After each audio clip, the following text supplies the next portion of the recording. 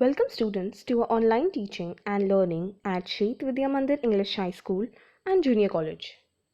Students, you all are good speakers. You like to talk a lot, isn't it? Talking and discussing on a given topic is good, but at the same time, you all should also have a habit of listening to others. Like in this image, when a teacher talks, there is hardly anyone who wants to listen. Some get disturbed with the things around them, isn't it? And even if the teacher speaks, instead of listening, first you are excited to answer the questions put to you by your teacher. That is the excitement what you like to show over there. Or even if you are in a group with your friends, the speaker who wants to talk is hardly getting to speak, followed by the others in the group who pass comments and not allow the speaker to speak his point. This shows that you have only done your part of speaking without listening to what was needed. So, in short, what we need to learn is speak less and listen more. So, with this, we understand the well quoted thought by Stephen Covey, which says, most people do not listen with the intent to understand, they listen with the intent to reply.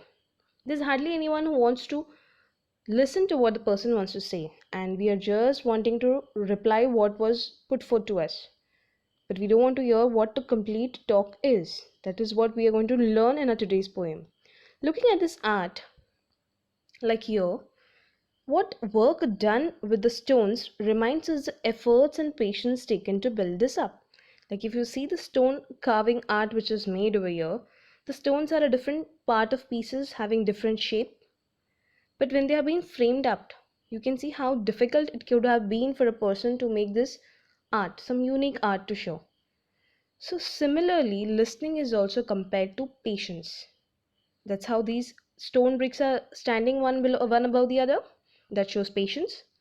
And to keep those and form those stones, also, you need patience. So, listening is a great art.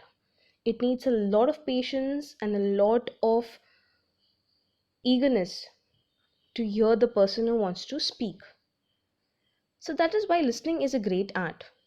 In today's poem, we shall understand the importance of listening. In the poem, Please Listen by the poet Anonymous. The poet is unknown to us. Standard 9th, lesson number 4.1. The poet is unknown to us.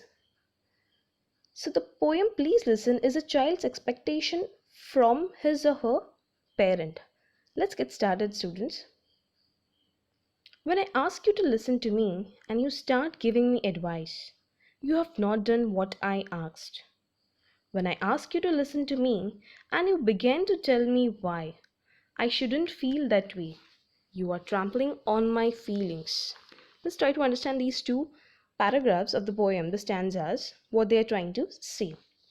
When I ask you to listen to me, the boy or the poet is addressing to us in the form of a boy or a young child and says, when I ask you to listen to me and you start giving me advice. Now, as I told you, before you are being heard, there is someone already giving you a comment.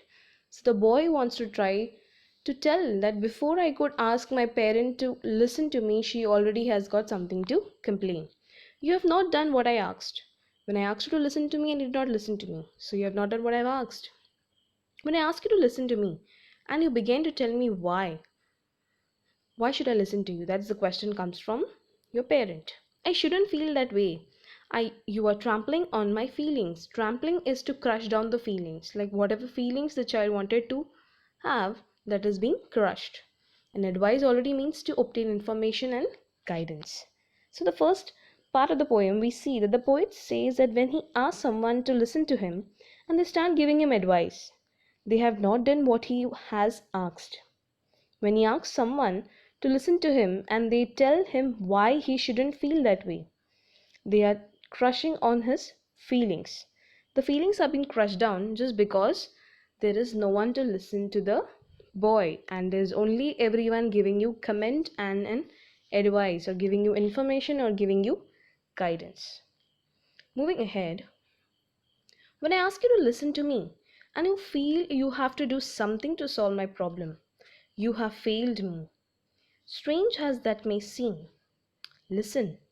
All I ask is that you listen. Don't talk or do, just hear me. Advice is cheap. 20 cents will get you both Dear Abby and Billy Graham in the same newspaper. Next part of the poem, we see that when the boy is asking to listen and there's no one listening to him, and you feel you have to do something to solve my problem, the person who's listening to you is thinking some problem is there and something has to be done for the problem, and you have failed the problem. The person automatically declares that you have failed to solve the problem, and that's how you are asking for a question or for a solution to the problem. Instead, you have never told that you are in a trouble, just that you kept a trouble before you. You already had a solution, but there is no one to listen to you. Strange as that may seem, so the poet is just trying to say is listen. All I ask is that you listen. The poet is just requesting his parents and his well wishers or whoever he wants to talk to is just listen. Don't talk or do, just hear me. He just has to say, do not talk to him or do what they want to do, but just hear him what he wants to say or what he wants to keep before you. He even says advice is cheap. To give advice, to give information or guidance to anyone is cheaper. 20 cents. 20 cents, if you see, is the smallest currency. Will get you both Dear Abby and Billy Graham in the same newspaper. Now, what is this newspaper called as? This is a reference to the columns in the newspaper where people write about their problems and columnist offers advice. Like if you see in your papers, those who are reading daily, you find a column where one person always writes in that column. So there is always a paper in which there's a column referred or kept for these problem solving things. So people put down their problems and there is the columnist who gives solutions to them. And it's up to you, you have to believe it or not. If you want to follow it or not, it's up to you. So he says it looks strange. Strange means very unusual or surprising or difficult to understand or explain.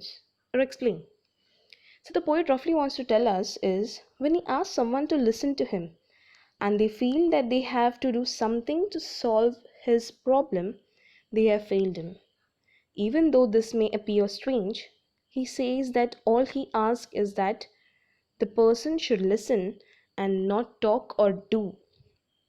Just listen. He even says that cheap advice is cheap. At 20 cents, he can get advice from the newspaper columnists also of a paper like Dear Abby and Billy Graham. These are the two people who used to write solutions to the problem. People used to put down their problem in the paper and the solutions would be answered or the problems would be solved by Abby and Billy Graham. He even look he can even look after himself. He is not helpless. That's what he's trying to say. He can look after his problem. He can follow these advice also. Moving ahead. And I can do for myself. I am not helpless. Maybe discouraged and flattering, but not helpless. When you do something for me that I can and need to do for myself, you contribute to my fear and inadequacy. Now the next part what the poem is trying to say. He says, and I can do for myself. I am not helpless. The poet says he is not helpless. He can do something good for himself. Maybe discouraged and flattering. Discouraged is lack of courage and flattering is hesitating. Maybe he is feeling shy. Maybe he's hesitating, but that does not mean he is helpless. He also has brains, he also has a thinking power, he also can think. But let him think at least. That is what the poet trying to tell us. When you do something for me that I can and need to do for myself, you contribute to my fear and inadequacy. When you do something for me, the poet says when you start solving the problem, you do it for the needfulness, right? And need to do for myself. That is what he's trying to say. You contribute. Contribute is giving in order to help achieve or provide something.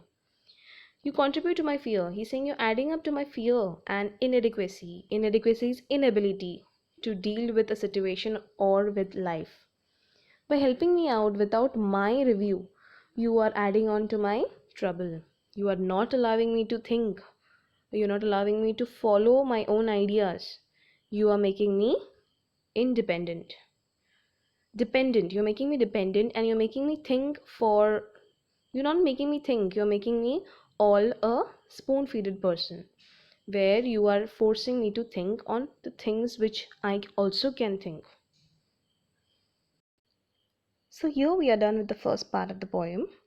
The remaining part of the poem we shall see in our next video. Thank you.